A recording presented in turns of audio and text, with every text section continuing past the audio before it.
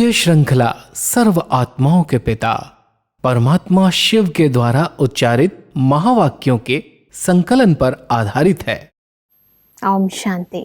Godlywood studio द्वारा प्रस्तुत अमूल्य रत्न में आप सभी का हार्दिक स्वागत है। भक्ति में भक्त अपने भगवान को प्रसन्न करने के लिए भिन्न भिन्न प्रकार से पूजा अर्चना आराधना आदि करते हैं। तीर्थ यात्राओं पर जाते हैं, व्रत उपवास भी करते हैं, परंतु फिर भी भक्ति का फल हर भक्त को एक समान नहीं मिलता।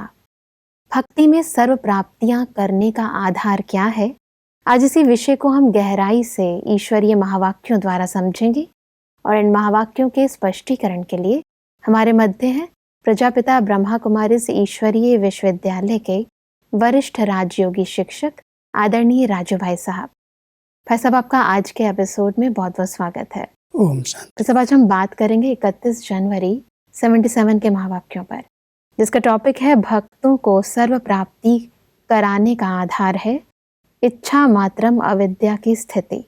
तो सब परमात्मा कहते हैं कि अपने को हाईएस्ट अथॉरिटी, ऊंचते ऊंच हस्ती समझते हो, अपनी प्योरिटी की पर्सनालिटी को जानते हो, अपनी अविनाशी प्रॉपर्टी को परमात्मा द्वारा प्राप्त कर संपन्न अनुभव करते हो।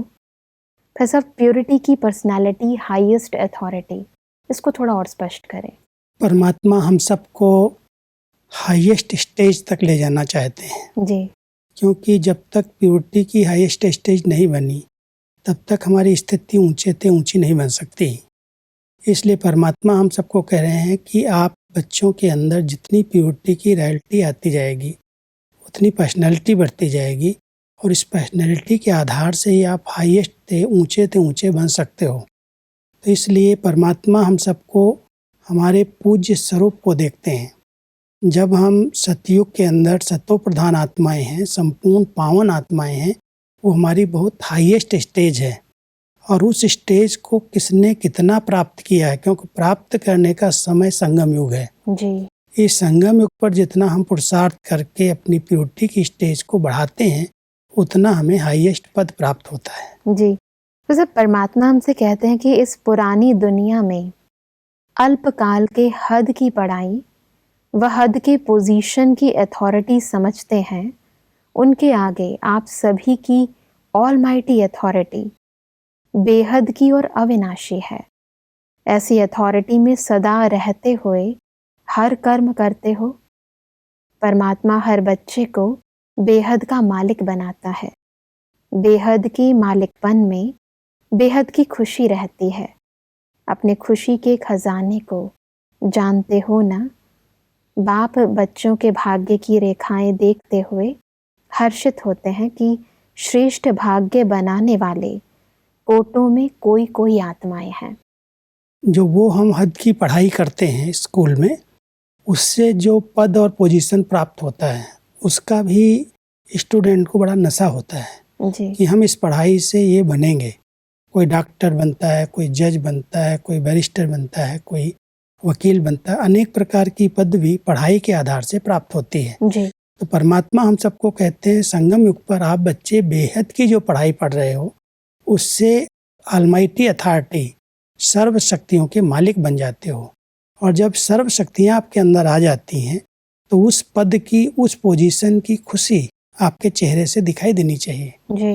तो वर्तमान समय कितना किसने उस पद को प्राप्त किया, ऑलमाइटी अथॉरिटी कितना बना है, सर्व शक्तियों पर उसने कितना राज्य किया है, उसी अनुसार उसके चेहरे से उसका भाग्य दिखाई देता है। तो परमात्मा हम सबको भाग्यवान की नज़र से देखते हैं कि कितनी भाग्यवान आत्माएं हैं जो बेहद बाप से, परमात्मा से पढ़ाई पढ़ करके ये एकदम हाईएस्ट और वर्ल्ड ऑलमाइटी अथॉरिटी बन जाते हैं। जी। आगे बढ़ते हैं तो परमात्मा कहते हैं कि आप ऐसी श्रेष्ठ आत्माएं हो जो आपके हर कर्म चरित्र के रूप में गाए जाते हैं। हर चरित्र की अभी तक भी पूजा होती रहती है। अभी तक भी भक्त लोग आप दर्शनीय मूर्तियों का एक सेकंड दर्शन करने के लिए तड़फ रहे हैं। ऐसे भक्तों की तड़फ अनुभव करते हो भक्तों को प्रसन्न करने के लिए दिल में रहम और कल्याण की शुभ भावना उत्पन्न होती है। किसी भी मंदिर के आगे आप देखें तो एक क्षण के दर्शन के लिए भक्तों की कितनी लंबी लंबी लाइन लगती है और कितनी मेहनत से जब मूर्ति के सामने पहुंचते हैं तो दर्शन कोई को होता है, कोई को नहीं होता, बाहर जाना पड़ता है। तो परमात्मा हम सबको कहते हैं, ऐसी दर्शनीय मूर्त आत्माएं संगम युग पर आप बच्चे बनते हो। इस समय जो परमात्मा की याद में रह करके कर्म किए जाते, वो कर्म ही चरित्र के रूप में पूजे जाते हैं। ब्रह्मा बाबा ने जो साकार में इस समय कर्म किए, उस कर्मों के आधार से आज श्री कृष्ण के रूप में उनकी हर कार्य की पूजा हो रही है। दर्शन करने के लिए लोग भक्त लाइन में खड़े रहते हैं, तड़प होती है कि भगवान के कुछ पल के लिए दर्शन हो जाएं, देवताओं के दर्शन हो जाएं। तो परमात्मा कहता है ऐसे भक्तों के ऊपर रहम आता है, तरस पड़ता है कि कितना तड़फ रहे हैं, लेकिन उसकी तड़फन को, पुकार को सुनने के लिए संगम युग पर आप बच्चों को ऐसे श्रेष्ठ कर्म करने हैं जो कर्म चरित्र के रूप में हों जी। और वो कर्म चरित्र के रूप में तभी होंगे जब हर कर्म में परमात्मा की याद समाई हुई होगी। कर्म योगी स्थिति में रह करके जो कर्म किए जाएंगे वो चरित्र बन जाएंगे और वही चरित्र फिर सतयुग के अंदर चरित्रवान व्यक्ति कहलाएंगे, देवी देवताएं बनेंगे और फिर भक्ति काल जब शुरू होगा द्वापर युग से, तब उन चरित्रों की पूजा होगी और भक्त उनकी मूर्तियां बना करके उनके दर्शन के लिए लाइन में खड़े होंगे। जी। तो परमात्मा संगम युग के हर कर्म का महत्व बतला रहे हैं। आप बच्चे कर्म कर रहे हो इस समय, उसी कर्म के आधार से सतयुग और त्रेता में प्रारब्ध मिलती और द्वापर और कलयुग के अंदर आपकी पूजा हो रही है हर कर्म की चरित्र के रूप में। जी बिल्कुल, कर्मों पर विशेष अटेंशन देने की जरूरत है। जितना हमारा कर्म इस समय परमात्मा की याद में योग युक्त स्थिति में होगा, उतना ही वो कर्म चरित्र कहलाएगा। जी, परमात्मा हमसे कहते हैं कि भक्तों को प्रसन्न करने का साधन कौन सा है, उसको जानते हो। भक्तों को आप देवताओं द्वारा क्या प्राप्त होने की इच्छा है, इसको जानते हो ना। भक्तों की सर्व प्राप्ति करने का आधार भक्तों की भावना है। भक्तों को सर्व प्राप्ति कराने का आधार आपकी इच्छा मात्रम अविद्या की स्थिति है। ये स्थिति हमारी संपन्न भरपूर स्थिति है। जितना संगम युग पर हम आत्माएं हर गुण से, हर शक्ति से संपन्न बनती जाती हैं, भरपूर होती जाती हैं, कोई भी हद की इच्छाएं कामनाएं नहीं रहती, हम मास्टर दाता बन जाते हैं। तो संगम युग पर जिन आत्माओं ने अपने आप को संपूर्ण पवित्र और संपूर्ण हर गुण और शक्ति से भरपूर किया है, द्वापर युग में भक्तों की मनोकामनाएं पूर्ण करने वाले बन जाते हैं, लेकिन उनकी भावना के आधार से उन्हें प्राप्ति होती है। जी। जितनी भक्तों की भगवान में, देवी देवताओं में भावना होती है, उतनी ही अपने इष्ट से प्राप्ति कर लेते। लेकिन जो प्राप्ति कराने वाली आत्माएं हैं, उनकी स्थिति जो है वो इच्छा मात्रम का विद्या है, अविद्या स्थिति है। कोई भी प्रकार की उनको कोई कामना नहीं है कि मुझे इन भक्तों से कोई प्राप्ति होगी। जब संगम युग पर हम सब की इच्छा मात्रम अविद्या स्थिति बनती है, जब सब इच्छाएं इस समय हमारी पूरी हो जाती, भरपूर स्थिति रहती है, तब हम भक्ति काल के अंदर भक्त आत्माओं को प्राप्ति करा सकते हैं। उनसे कोई हमें इच्छा नहीं है कुछ मुझे प्राप्त हो, लेकिन उनकी भावना के आधार से अपने इष्ट के द्वारा उनको सब प्राप्तियां होती हैं और इष्ट आत्माएं संगम की प्राप्तियों के आधार से उनको उनकी मनोकामनाएं पूरी करती हैं। जी, ऐसा परमात्मा कहते हैं कि जब स्वयं इच्छा मात्रम अविद्या हो जाते हो, तभी अन्य आत्माओं की सर्व इच्छाएं पूर्ण कर सकते हो। इच्छा मात्रम अविद्या अर्थात संपूर्ण शक्तिशाली बीज रूप स्थिति। जब तक मास्टर बीज रूप नहीं बनते, बीज के बिना पत्तों को कुछ प्राप्ति नहीं हो सकती। अनेक भक्त आत्माएं रूपी पत्ते जो सूख गए हैं, मुरझा गए हैं, उनको फिर से अपने बीज रूप स्थिति द्वारा शक्तियों का दान दो। इस समय जब हम आत्माएं बीज रूप स्थिति माना, बीज के अंदर पूरे वृक्ष का सेंस समाया हुआ होता है और उस बीज के द्वारा ही पत्तों को शक्ति प्राप्त होती है। जी। तो परमात्मा हम सबको कह रहे हैं कि जो भक्ति काल में पत्ते हैं, जो सूख रहे हैं, जिनकी बहुत इच्छाएं हैं, बहुत कुछ कामनाएं लेकर के अपने इष्ट के सामने जाते हैं, संगम युग पर जितना आप बच्चे अपनी बीज रूप की स्थिति में स्थित रहेंगे, सर्व प्राप्ति संपन्न स्थिति ही बीज रूप स्थिति है, क्योंकि बीज में सब भरपूरता है।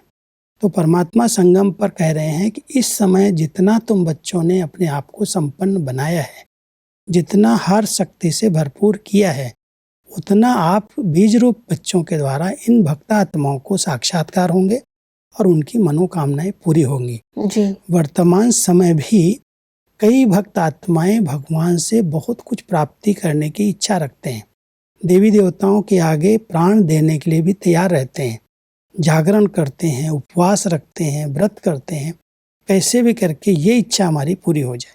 उनकी इच्छाएं बहुत क्षणिक होती हैं, अल्पकाल की होती हैं। कोई चाहते हैं हमारा स्वास्थ्य अच्छा हो जाए, कोई चाहते हैं हमारे घर में बच्चा आ जाए, कोई कुछ हद की कामना है, धन की कामना रखते हैं, परिवार सुखी रहे उसकी कामना रखते हैं।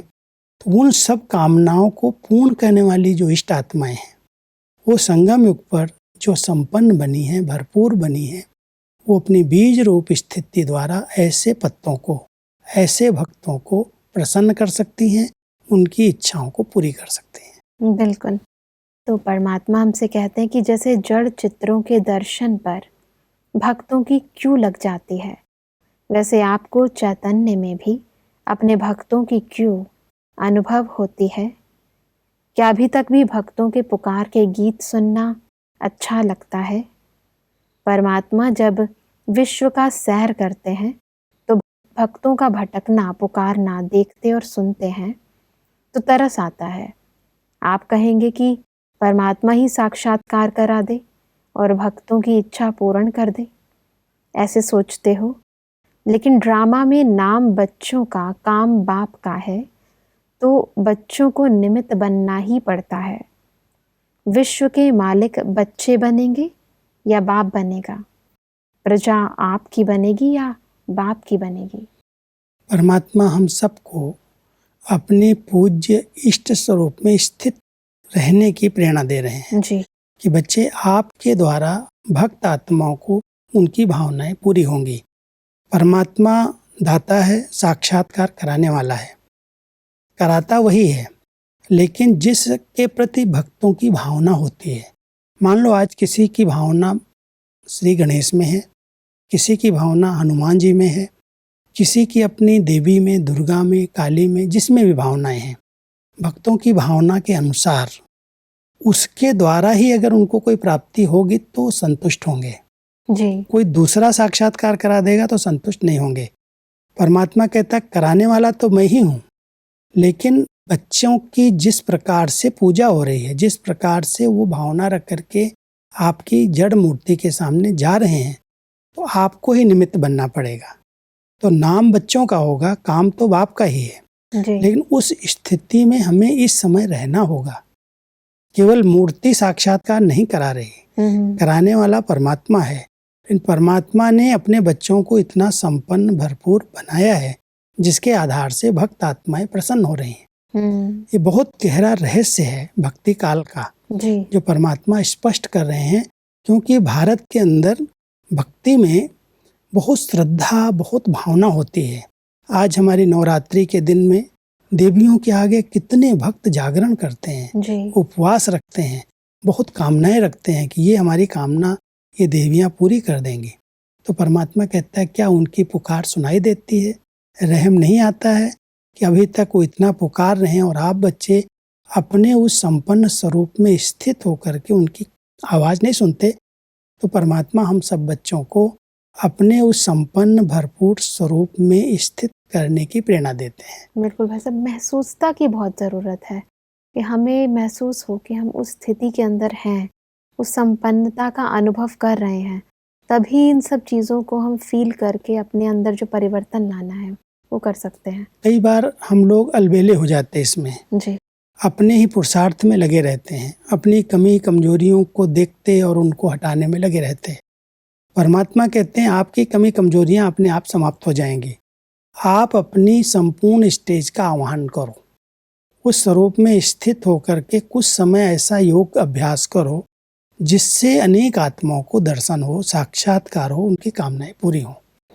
अपनी कमी कमजोरी तो अपने आप समाप्त हो जाएगी, लेकिन कई बार हम अपनी कमियों को हटाने के लिए बहुत मेहनत करते हैं। परमात्मा हमारी मेहनत को देख करके कहते हैं बच्चे इसमें आप नहीं लगो, आप अपनी संपूर्णता का आवाहन करो और उस संपूर्ण पावन स्वरूप में स्थित होकर के भक्तों की आवाज को सुनो और उनको मनोकामनाओं का फल दो।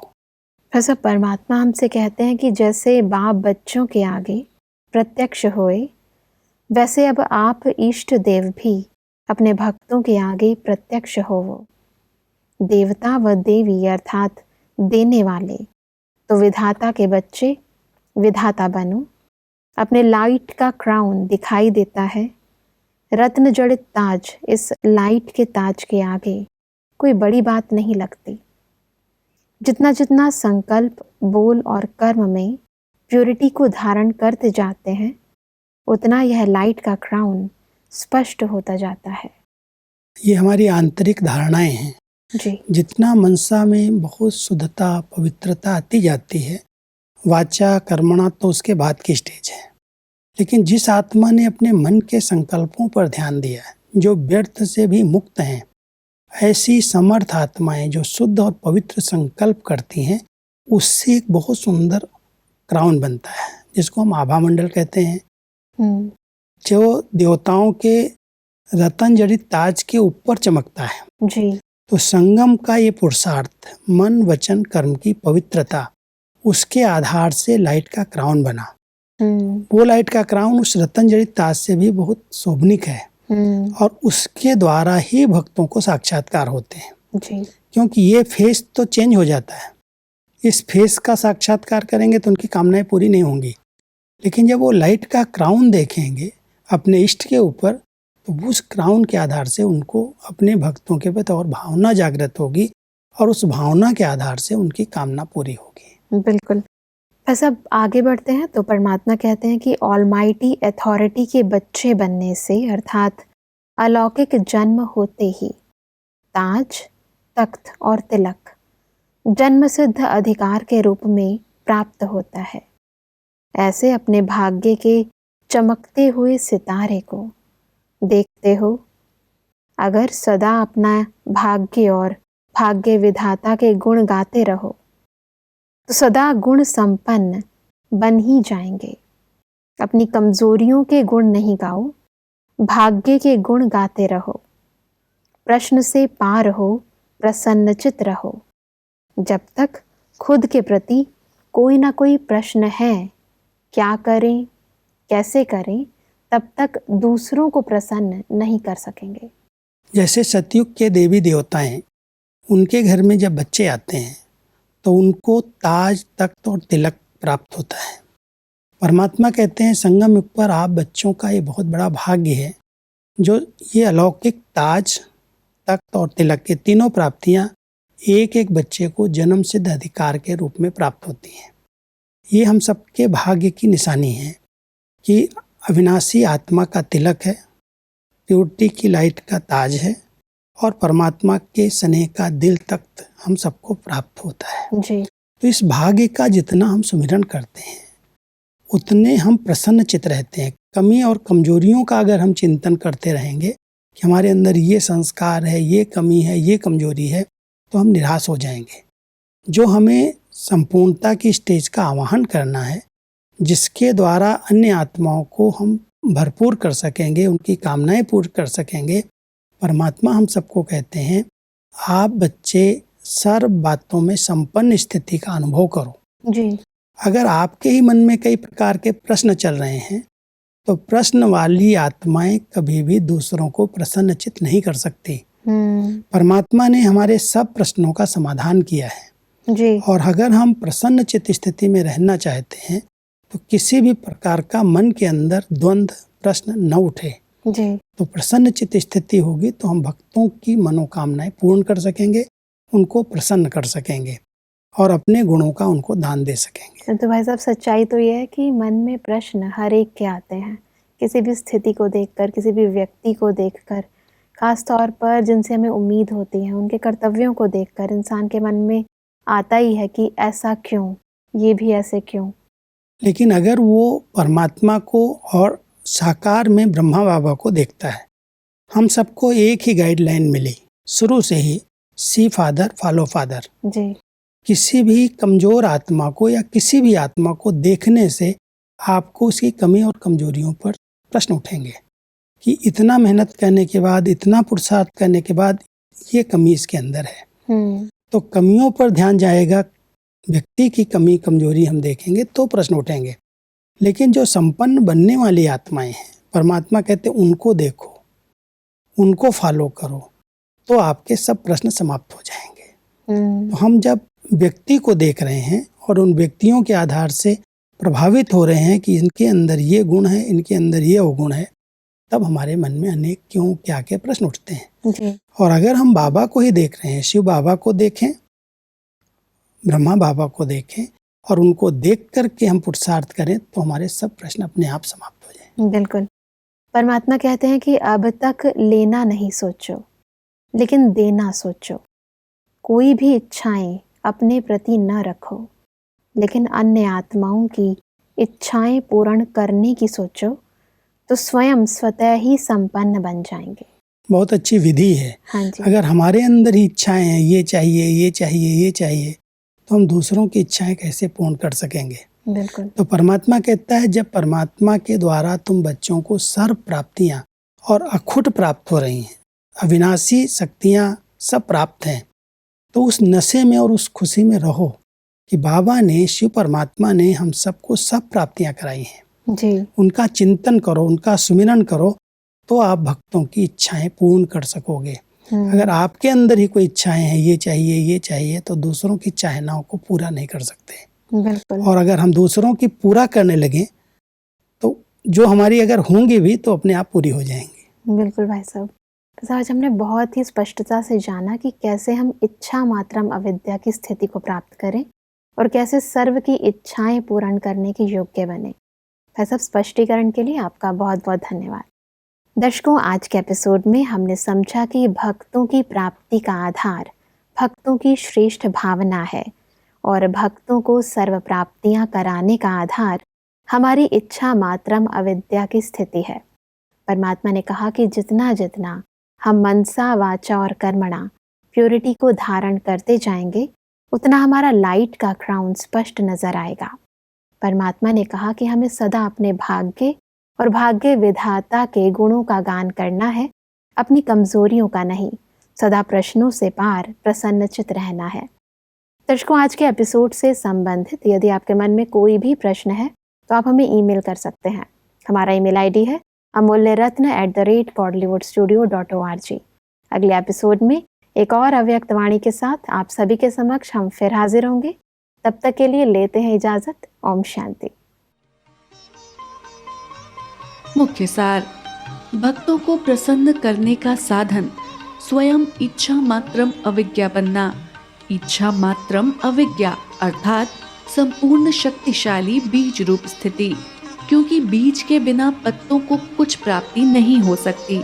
संकल्प, बोल और कर्म में प्योरिटी को धारण करने से लाइट का क्राउन स्पष्ट होगा। दूसरों को प्रसन्न करने की युक्ति प्रश्न से पार हो, प्रसन्न चित्त रहो।